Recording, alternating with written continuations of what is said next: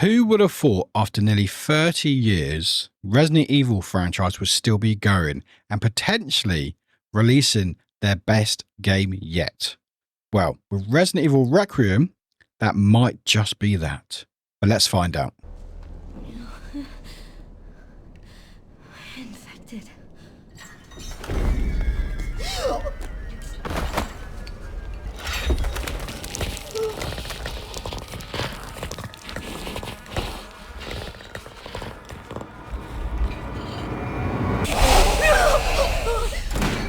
Hey everybody, my name is Warwick and welcome to Warwick Reviews. Hope you're doing well.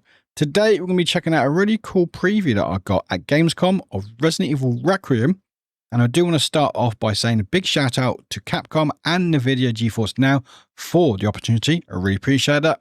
And what I'm going to do is just give you my thoughts of the demo that I played at Gamescom, my thoughts and feelings of it, the potential of the game, and anything else that may be of interest. But before we do that, hi, hope you're doing well. Again, my name is Warwick and I don't just do reviews here, although you will find reviews and previews on games like this, other Gamescom games, TTRPGs, unboxings, all sorts, but also you will find me on Twitch, which is twitch.tv/Warwick, and you will find me on various socials where you may be. But like I said, I'm going to give you my thoughts, feelings of the demo, so let's get stuck in. So Resident Evil 9 Requiem finds us with a new main character called Grace Ashcroft, which is a daughter of Alyssa Ashcroft, who, if you may know or may not, was actually in another game called Resident Evil Outbreak, which is a bit of a callback, which I quite like.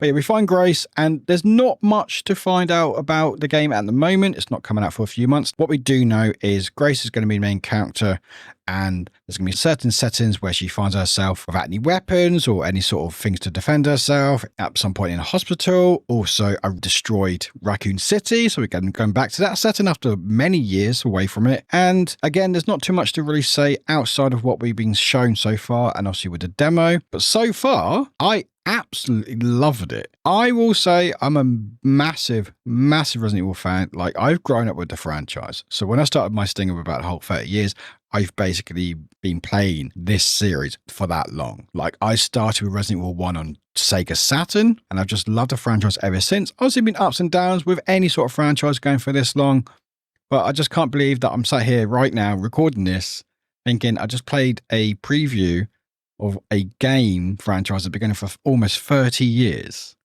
And it's just incredible to see where they sort of taken their lessons from the previous games and to elevate this upcoming game to potentially be the best one yet.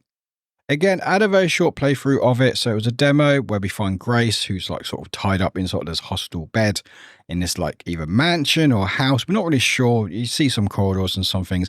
And basically you got to do all Resident Evil games is find a fuse and survive. So we have to get through a gate or through a door, but we need a fuse to open the door, but we need to get a key to get, you know, standard Resident Evil stuff. What is great about this compared to other games is you can choose both first and third person view. Obviously, with the last few Resident Evil games, there's been differences. So with like 7 and 8 or 7 and Village, it's been first person, although they had to bring third person options later on. But for the most part, for the main game, it was first person.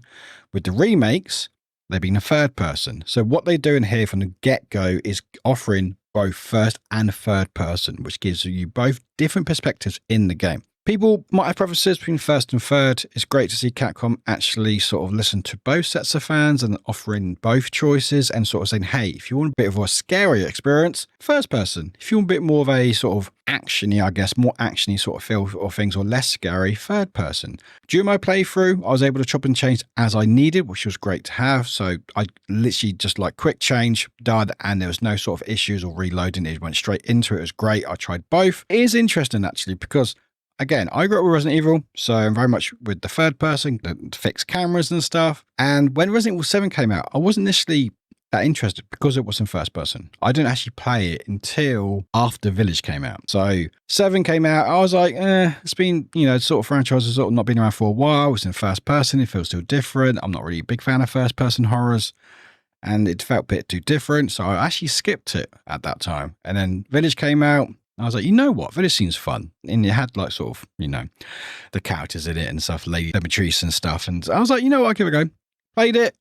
Really enjoyed it. Really enjoyed it. And then so we're back to 7 and actually loved 7. The first sort of half of that game is incredible. Like, Village had good moments, like the baby scene. That's probably the scariest one like thing in whole Resident Evil. But with 7, for the most part, it just felt so good. So with that, I'm sort of in that in between where I like both. I can see the differences and also appreciate differences as well, which is quite cool. So like Resident Evil 4 Remake was incredible. I love that. I love the original, but also I love like 7 and 8. And with this, you almost get both. Playing in third person, it felt like what they took from Resident Evil 4 Remake in this sort of new game, and same with first person, it felt honestly scarier at points than the Baker House in 7.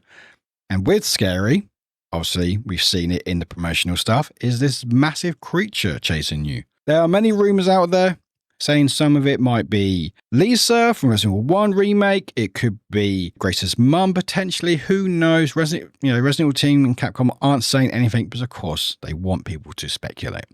And I'm sure it will be no one we will even think of. Who knows? Who really knows? We don't know what the time frame is or anything. But there is this creature who does sort of appear halfway through the demo, and it's sort of a stalker element where they're chasing you, have to survive. There are mechanics where you can throw things to distract them and use sort of the light and the dark to your advantage. And then, you go through a couple of things, a few scares and stuff, and then you find the fuse, and then that's where the demo ends. It is a short demo, but I had such a good time with it. Like, again, it just feels like the team are taking what they've learned from the previous games, from both remakes and also sort of the first person ones, and sort of enable a game that will hopefully please both sets of fans. And I just cannot wait to play more, see more. I actually got a chance to play it twice because I loved it that much. I was like, I played it once before and I was like, I need to play it again. So I made sure I queued up and play it again because I just loved it. And yeah, it just really feels really exciting to be a Resident Evil fan, and I cannot wait for people to check it out. But yeah, that is it. My preview. Again, only a short sort of video just to get my thoughts down mainly more than anything else. Let me know what you thought. If you're interested, if you played it yourself, what you thought. If you're not interested, any issues you might have come across, I can answer some questions in the comments. But outside of that, thank you very much for watching. Again, a big, huge shout out to Capcom and NVIDIA GeForce Now for a chance to play the game. I really appreciate it.